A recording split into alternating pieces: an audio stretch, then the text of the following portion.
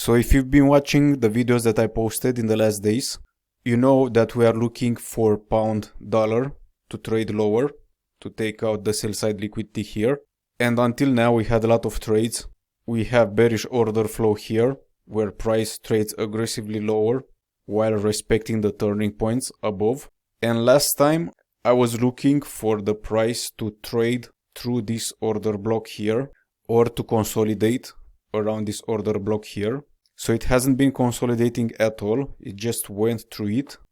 So this is an indication that we are going lower, we are continuing lower. Monday 11th of September, usually I said this before, Mondays I'm not trading, only if there is something very obvious. So in this Monday, after the day of Friday has been trading like this, so there is no movement, so it didn't went below the previous day low. I was expecting Monday to have some kind of consolidation or to trade upwards into the imbalance that the day of Wednesday left here. We also have a high here, the high of Friday, which is liquidity. So this was a very nice place for the price to trade up to. If I measure the last price run from this order block going downwards, I can see that the imbalance was below 50%. So I would be careful here around this imbalance, because the price could get higher, exactly as it did here. This is the daily bias. Once we got here and I got this rejection, I know that we are going lower. So I'm going to present you the trade from Tuesday, the 12th of September, where we went short again. And at the same time, we have the dollar index. So the dollar index has been trading higher through this high. It just touched this inefficiency here that it's older. And above we have the buy side liquidity. So if the dollar goes for the buy side liquidity, foreign currencies will go down like pound and euro. So now I'm looking at pound. Dollar index trades also into the imbalance here that the previous day left here. So it's the day of Tuesday, from this candle's high to this candle's low. Have a low here, so very nicely. So the same thing that I see on the dollar index, I want to see the equivalent of that in the foreign currency that I'm trading. So this is correlation. This is how it's done. And here I'm expecting the dollar to bounce from this fair value gap and go up. And I'm doing the same for the pound. I can also check here the range from this black candle. So this is the move going up. And I can see that price is coming here below the 50% level. So one thing you have to know here in correlation is that pairs do not move the same amount of distance. Many times one of them is going to move a longer distance if they have to. So they do not have to move the same amount of pips or distance. That's why we look for premium and discount, because that's the distance that we are looking for. And let's go back to pound. Let's go on the lower time frame. And we have this imbalance left here behind. The day of Thursday trades lower, so it trades through the order block. And then the day of Friday goes slightly higher. It creates kind of an equal high, kind of in the same area. And then it breaks down to close the week, but it does not trade lower than Thursday's low. And then from the New York opening, from Sunday open, price trades higher, trades up into the imbalance, takes out those highs here, so it takes out liquidity, it rebalances price. Monday at the London trades lower, and then it goes up again, where it trades back into the equilibrium, the 50% level, which also coincides with the middle of the order block, which is the mean threshold, and also this old low here that we just went through. So now if I go on a even lower time frame, so let's go on the 5-minute time frame. Here we have the imbalance, and this is the Asian session. So if I go forward, here we have the open price at midnight New York. So this is the line, starts here, price goes down. And when London starts, I know that at 2 a.m. there is news on the British pound. So if you look on the economic calendar, you'll see there is high impact news at 2 o'clock. And it's not a very important news, but I'm going to be careful with that. I'm not going to try to trade before that, especially if the price, you see, it's kind of not very active. So the news will be right here. Let's see.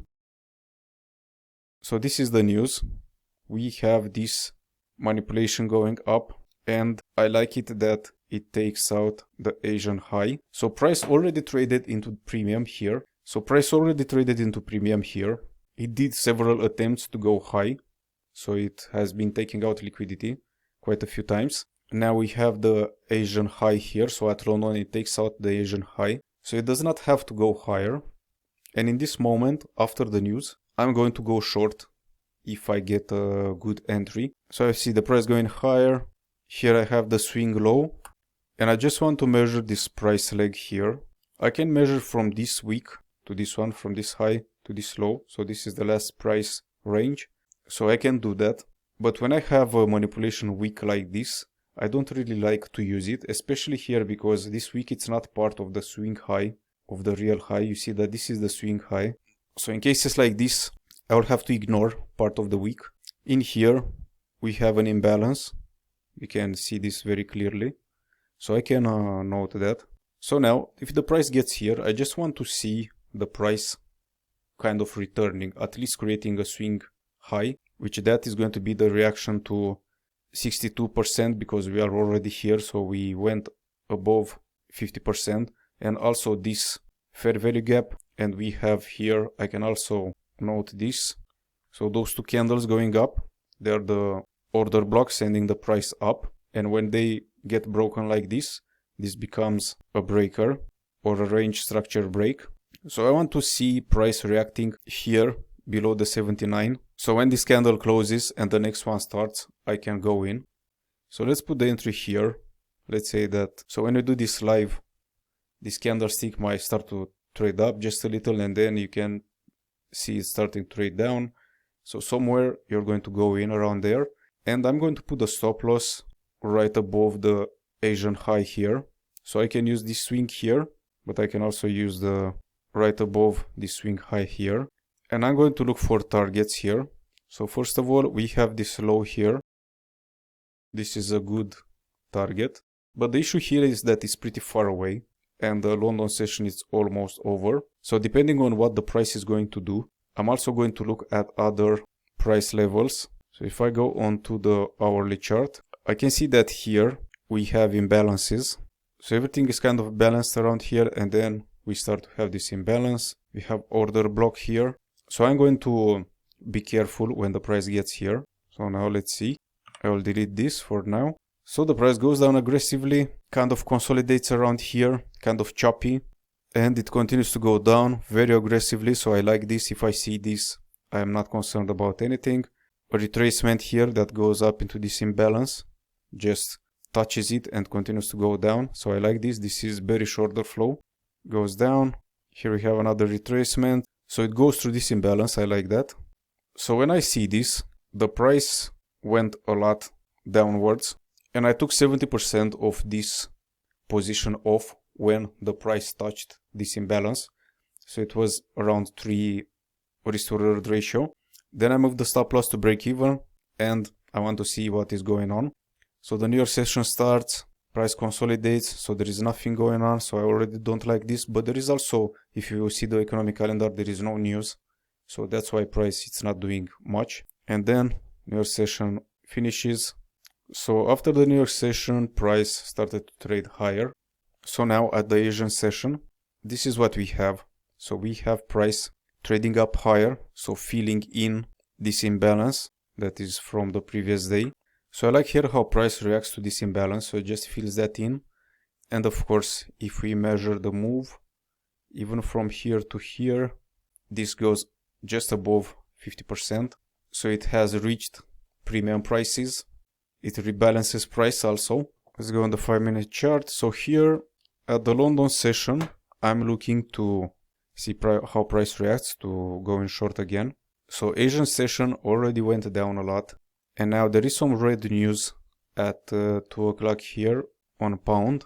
So I would like to let the news pass. And in here, price goes down. And when the news drops, the price just drops very fast like this. So I didn't have any entry around here. I was expecting the price to go higher or to make like a stop run and take out the Asian high and this one. But no, it just went lower. So now there is no more opportunity to enter here.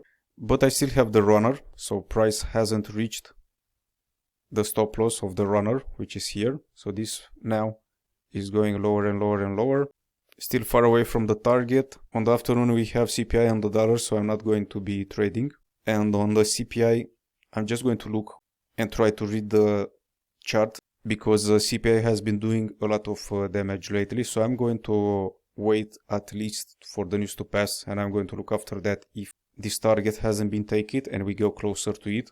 Probably want to see a manipulation and then price slam right through the sell side liquidity target.